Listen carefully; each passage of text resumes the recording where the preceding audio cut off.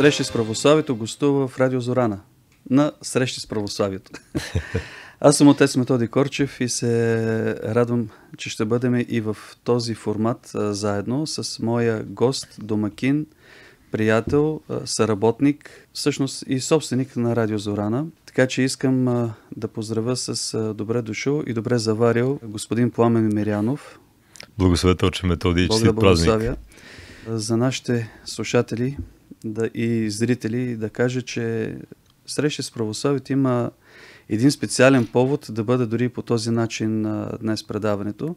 А това е, че от 2 дни вече Срещи с православието има 8 години живот в ефир.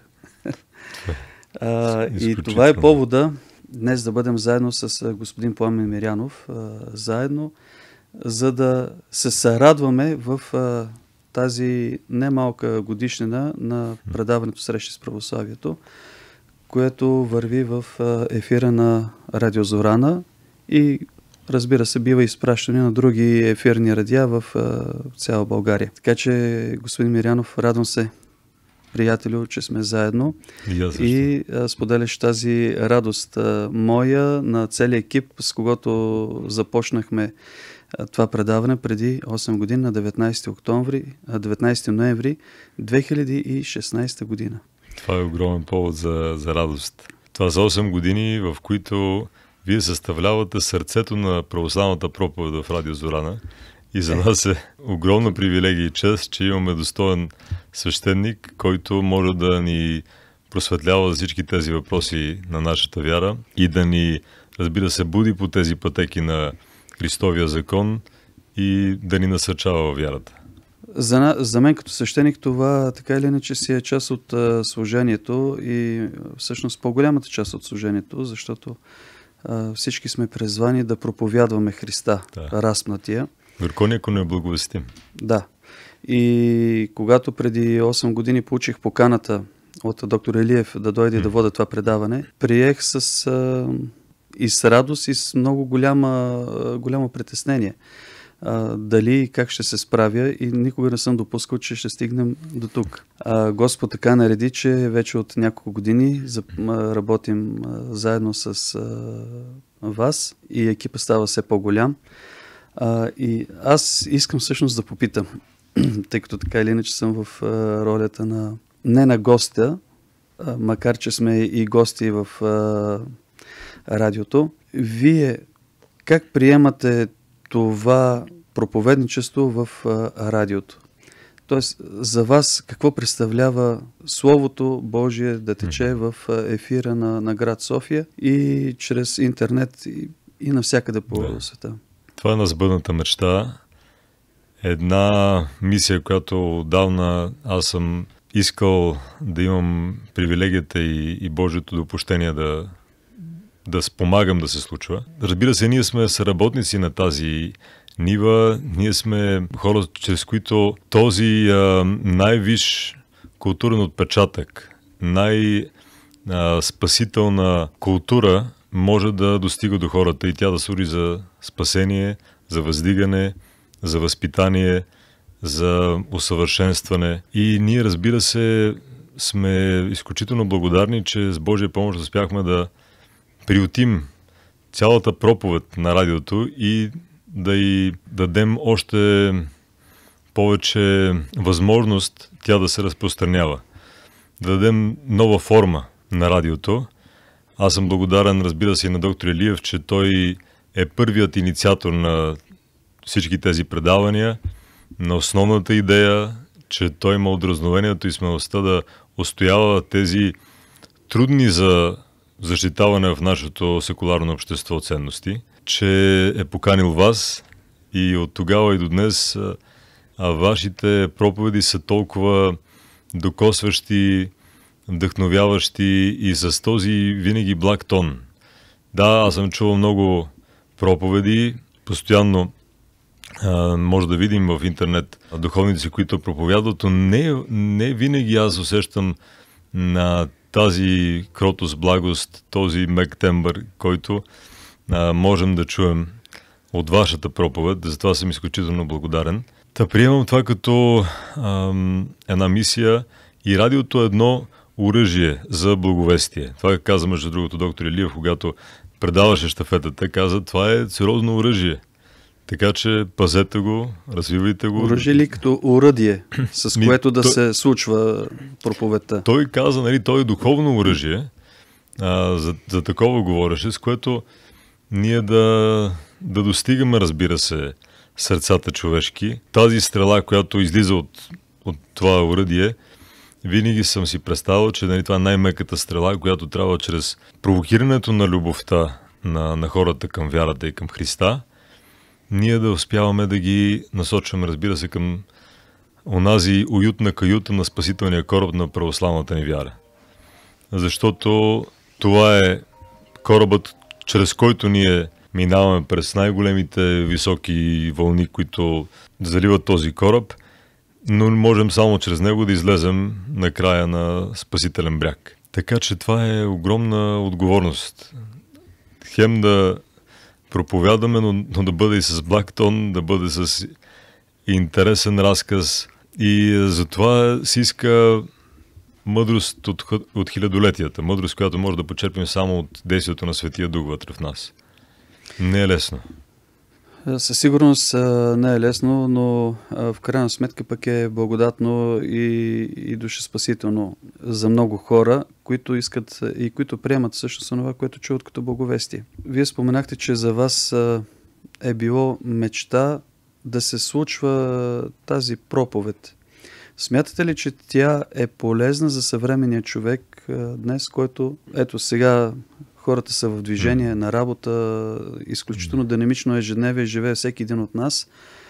Смятате ли, че радиопроповядването, т.е. проповедта по радиото, допринася полза за хората?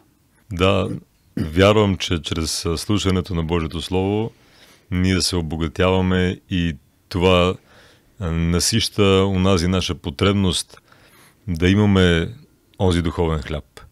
Защото, както е писано, не само с хляб ще живее човек, но с всяко слово, което излиза от Божията уста. И наш лозунг в Радио Зорана е, ето, вярата идва чрез слушане, а слушането идва от слушането на Божието Слово. Така че това за мен е една революция в нашето секуларно общество на размити критерии за нравственост, на растление на добродетелност, когато наистина греха е норма.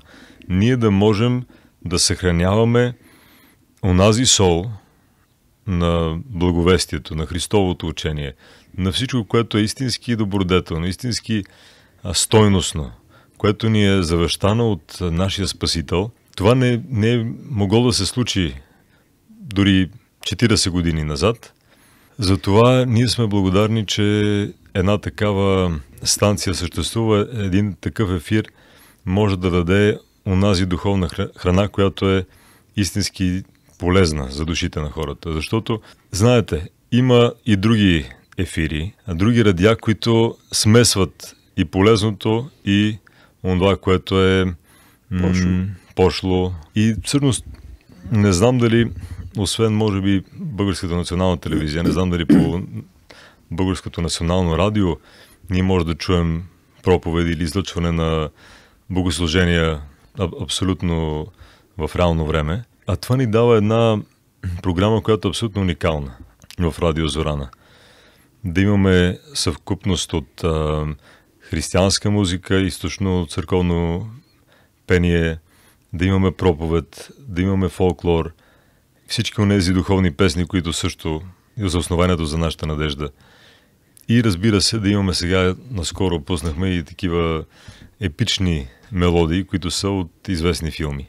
Така че аз мятам, че Бог ни води в този път. И така с Неговото благоволение ние можем да помагаме на братята и сестрите и на нашите сънародници, за това да осъзнаят кое е най-полезно в нашето общество и кое ни води към истинско съзидание и към истинско израстване. Човек, който не ви познава, би задал въпроса, след като сте по образование и по професия архитект и реално имате и друго поприще в живота ви, Как така се разпали тази вяра в душата ви, за да искате да направите и другите съпричастни на нея?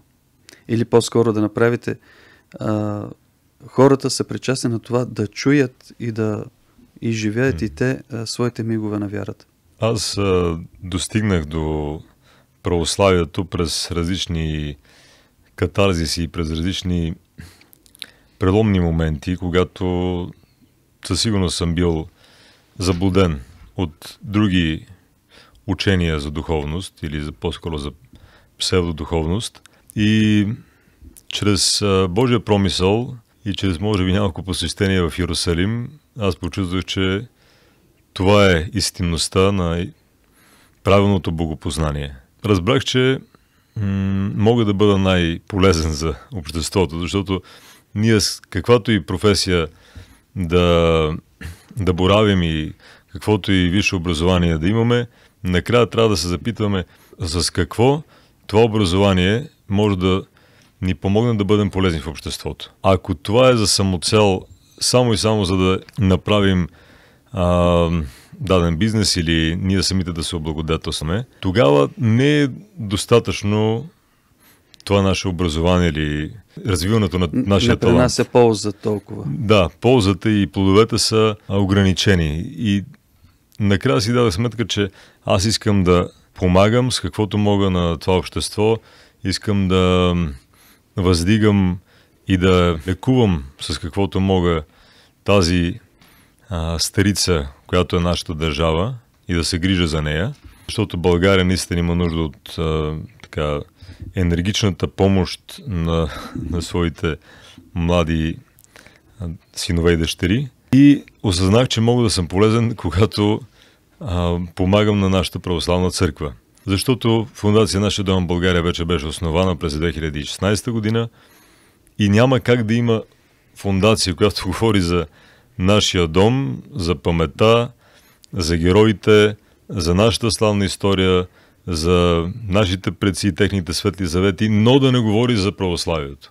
Осъзнах, че автентичното християнство е в именно тази приемственост на Светата църква, на църквата Христова и в нейното предание. Всичко, което ние знаем свързано в православието, разбира се от Светото Писание, от Светата Библия, но и от преданието. Ето дори празника, който честваме въведение на Пресвета Богородица, ние взимаме тези знания и от протоевангелието на Яков. Тъй като разговорът ни се случва в Деня на християнското семейство и православна младеж, ще ви задам и следващия въпрос. Как това служение в радиото подкрепя всъщност думите, които изказахте току-що, защото наистина всеки трябва да служи не само на себе си, на семейството си, за да се облагодетелства в личен план, но винаги трябва да бъде и в полза родо. Какво правите вие в Фондация Нашия дом е България и в частност с програмата на Радио Зорана, така че православието да намира своите млади хора и деца в България? Фондация Нашия дом България има за цел да изготвя такива форми на благовестие, които са лесно смилаеми и достигат с по-лесни похвати чрез художествено изкуство, чрез концерти, чрез филми, кратки, разбира се, филми също и главно изкуство до хората. И те имат за цел да подпомагат тази православна проповед. Фондацията от вече 4 години и повече, може би, се занимава с това да се реализират и организират такива православни големи концерти, защото по това време, когато започнахме, аз не виждах да има изобщо такава ниша сред събитийността на високата сцена. Знаем за всички поп-рок концерти и други такива, които са в различни жанрове, но нямаше проповед от високата сцена. От сцената на театри, на опери, от сцената, да кажем, дори на някои природни феномени. И за мен там, където всеки един светски изпълнител ще представи своите песни и своето творчество, е още по-достойно и праведно да се представи това слово, което е най-възвишено, което е живата вода, което е най-съкровенно вплетено с нашата душа, защото душата резонира с тези слова от нашия Създател и нашия Творец. И затова аз започнах да променям посоката на фундацията, която имаше за цел да изготвя патриотични филми за общини. Ето първия наш филм беше за розата. Траекторията да отива по-скоро към проповед чрез така красиво изкуство, за да могат хората да разберат, че това е истински модерното и красиво изкуство. То не е отживелица, не е музейна стойност, не е някакво минало и традиция в нашата страна. То е нормалното. Всичко е аномалия. Аномалия е да сме в едно общество, където права имат онези, които въздигат греха като ценност, където се възвеличава отровният двойник на любовта. Аномалия са всички тези походи пак ще кажа, на греха и на всички пороци, а нормалното е православието. А мислите ли, че съвременният човек и особено младите хора възприемат това нещо от сцената? Тоест, дали наистина могат да разберат вашето послание? Със сигурност, когато имаме едни по-сложни за възприемане форми на изкуство, дори когато става дума за не винаги разбираемото църковно-славянско песнопение чрез този вид език, древен език, хората винаги си казват, ето, имам някаква преграда, аз дори не го разбирам. Но именно чрез по-ясното обяснение, дори превода на песнопение на ново български, ние може да дадем едно въведение към православието и разбира се да подпомогнем дейността на църквата. Защото ето днес с Божия помощ и с благословението на нашия светейши патриарх Даниил има концерт в храм Света Неделя. И аз винаги съм си представил да има постоянно концерти православни, за да могат хората... Аз си представям фестивали. Фестивали, абсолютно фестивали. Абсолютно. Защото концертът е еднократен акт, който минава и заминава. 2-3 часа, примерно човек може да се наслади на това, но когато е фестивал и е цяла седмица, да речем, с различни дейности, нещо, което тази година се опитахте да направите в Царево, за което ви поздравявам. И благодаря, че вие дойдохте, че имахте беседи и открихте някои от вечерите. Никакво сравнение с труда, който се полага, но беше ценно идването. Аз наистина си позволявам да кажа от позицията, чувствам се въпреки това млад, нали, нищо, че... Как, разбира се. Така че ще се сложа към младежите.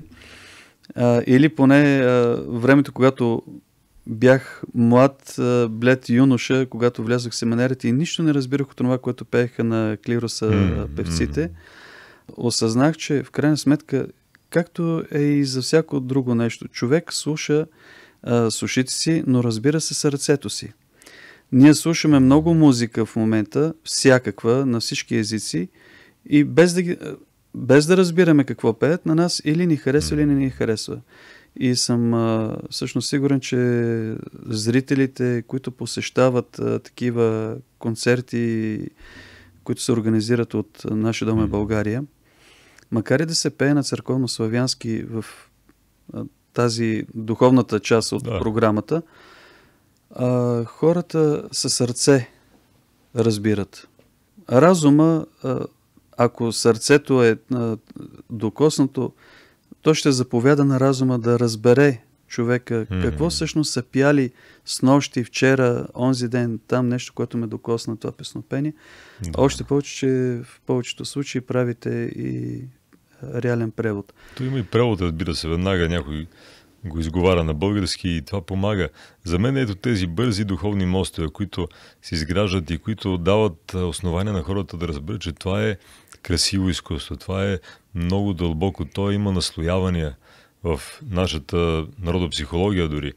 Това изкуство е било слушано от нашите предци хилядолетия назад.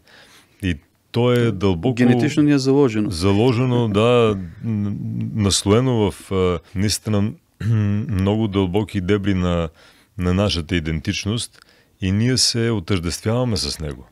Той ни е спасявало, чрез него ние сме отивали на битки. Има толкова красиви песнопения, които са като маршове преди духовна битка, да кажем, да не е реална битка. Ето Господи на силите. Ами аз заобичах тези песнопения. И разбира се, исках да ги предам по най-добрия начин. Да ги представим на тези концерти на Божия мост, на Пристан на спасение в Царево, като едни химни на нашата държава, на нашата православна църква, които не са просто само на нашата патриаршия, но и са част от нашата култура българска. Не само с фолклор ние се идентифицираме, напротив и с онези най-святи образци на църковно-певческото изкуство. И разбира се, заобичах и на цитати от Свещеното писание. И сега, ето, деца идват даже за този концерт от Карлово, едно момче, което и наши концерти цитира, и деца почват да рецитират стихотворения, да кажем, от ставрофорен иконом Павел Гърбов, стихотворения от Иван Вазов за вярата.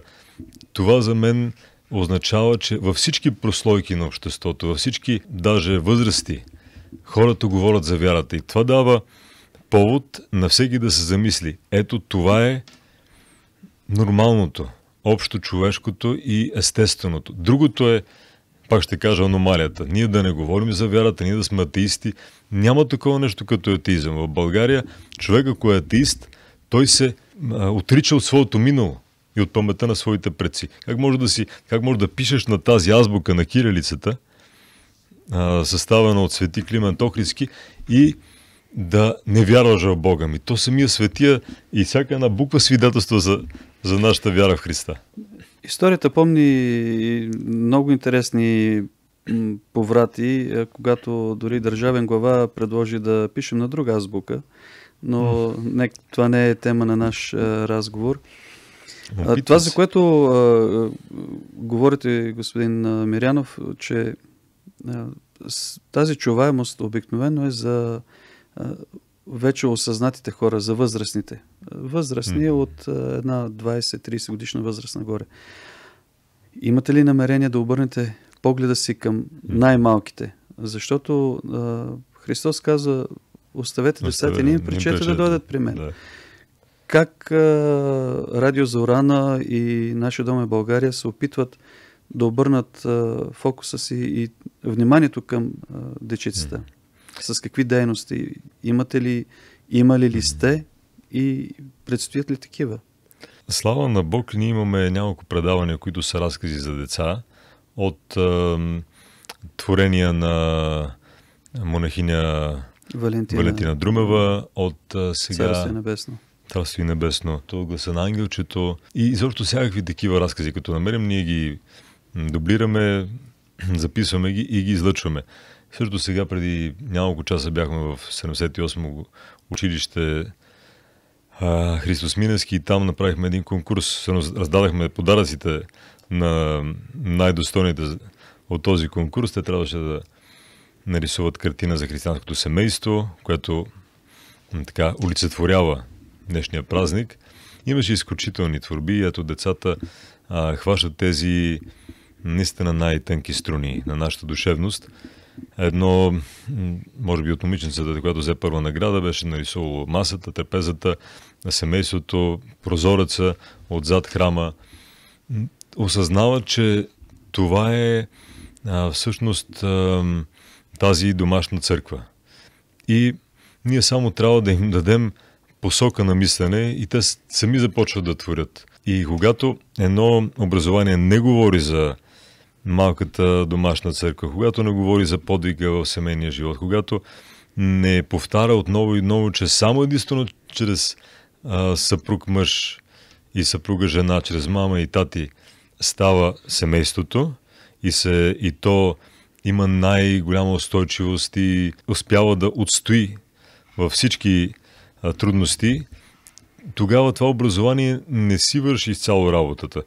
За мен не знам дали образованието трябва да въведе точно и конкретно предмета религиознание, но за сигурност трябва да говори за нашата православна вяра и за словата на Христа.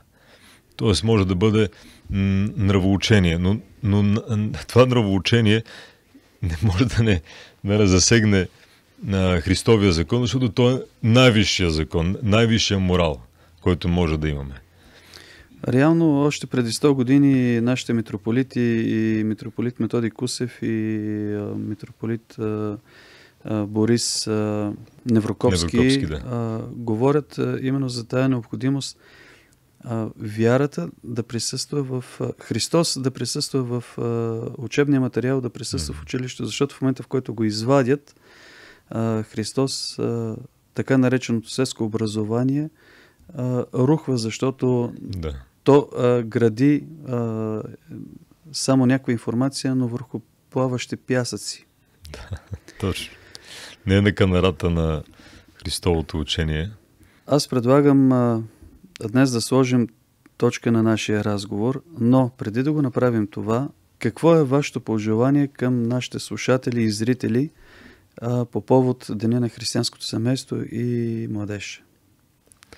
Да, аз много благодаря за този разговор. Наистина, нека по-често създаваме такива беседи. Изобщо аз ще се радвам също да ви задам няколко въпроса в подобно предаване. С въпроси от мен към вас, да. Аз мога да бъда от другата страна. Защото тези разговори между християни и силно вярващи православни, те са изключително насърчителни. Това означава, че нормалното поле, нормалните теми за нас са да говорим за Словото на нашия Господ, за празниците, за молебния канон, за това как да постим, как да се причастяваме по-добре, по-често. И ние живеем вярата. Това не е някакво външна фасада, която ние си поставяме, и опаковка и надпис, нали, православен християнин, номинален. Напротив, ние гледаме наистина да бъдем част от този живот и с каквото можем да съставляваме някои от членовете на това тяло, глава на което тяло е, разбира се, Христос. Така че аз пожелавам на нашите слушатели, на нашите зрители да вкусят и да видят колко благ е Господ. Да разберат, че това е най-голямото удовлетворение в живота, човек да разбере, че е полезен, когато благовести. Да бъде полезен, когато допринася за Църквата Христова. Да бъде полезен, като по някакъв начин спомага на детето да отиде към Господ и да се обогатява чрез присъствието в храма, чрез беседата с Господа, чрез молитва, да се научи да се моли, да се научи да участва в таинствата на църквата. Така че ние, когато сме избрани съседи, тогава радостта ни е пълна, мирът ни е изключителен, неизмерен, неизмерим.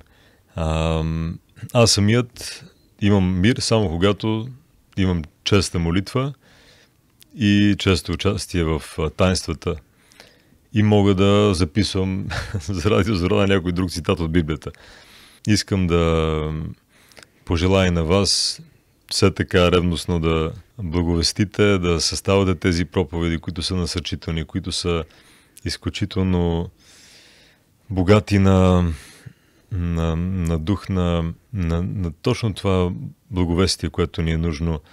И разбира се, да напомняме, че ние сме себе си, ние сме българи, ние сме достойни само вървейки по тези стъпки, осветени от слънцето на правдата. Тогава, каквото и да правим, ще бъде истински достойно. Там нямаме възможност да сбъркаме. Нали, чрез дадената си професия, нали, в нея винаги може да правим грешки, но чрез изповядването на Христос трудно може да сбъркаме. Там сме на прав път винаги.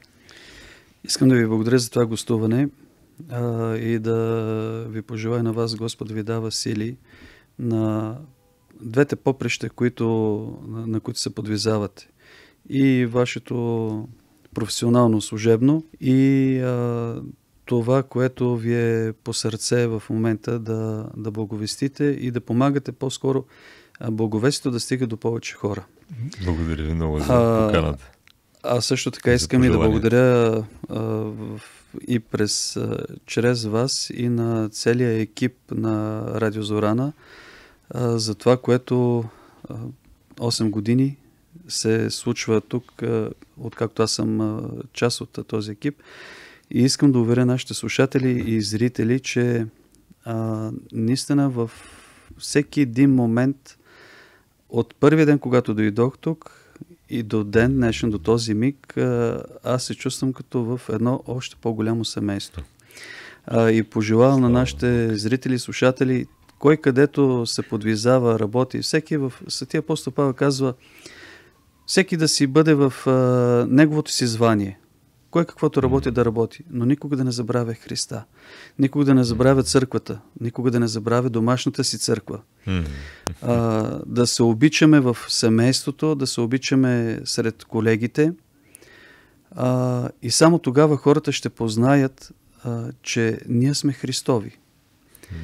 И тъй като имам наистина изключителната привилегия да работя в колектив тук в Радио Зорана с хора, които наистина отношенията ни са основани на Христовата любов. Да. Искам да благодаря на Бога за това и на вас, скъпи слушатели и зрители, че заради вас и вашето настояване, което сме получавали лично и чрез писма, ни насърчавате да продължаваме това дело, докато Господ даде. Ние също заявяваме от името на Радио Зорана, че вие сте един съвременен будител. С всичко, което правите... Да не бъде чак толкова. Според мен всеки, който изповядва Христа е будител. Разбира се, по правилния начин, по красивия и достоен начин. И също да не забравяме и, че отец Методи Кочев води групи в Иерусалим и така ние имахме чест да бъдем от вашата група и в този тур. Много, много вдъхновяващо и обогатяващо изживяване с толкова много нови знания за светите земи. Някой път може да си поговорим и за... На драго сърце, важното е всеки да намери пътя си към Христа и да му позволи когато влезе Христос в сърцето му, да си остане там, да се направи ясла, тъй като сега вървим към витлемските ясли, всеки един от нас през времето на този пост, и да му позволи Христос да остане там и да се направи жилище в неговото сърце. Да бъде. Обичайте си семействата, съпругите, съпрузите, децата. Не пречете на децата да ходят към Христа, за да може да имаме един ден и венеца на, дай Боже, на вечността. Благодаря за това гостуване. Аз благодаря, Отче Методи. И ще се радвам да бъдем отново заедно в ефирите на Радио Зорана и в другите предавания. Amen.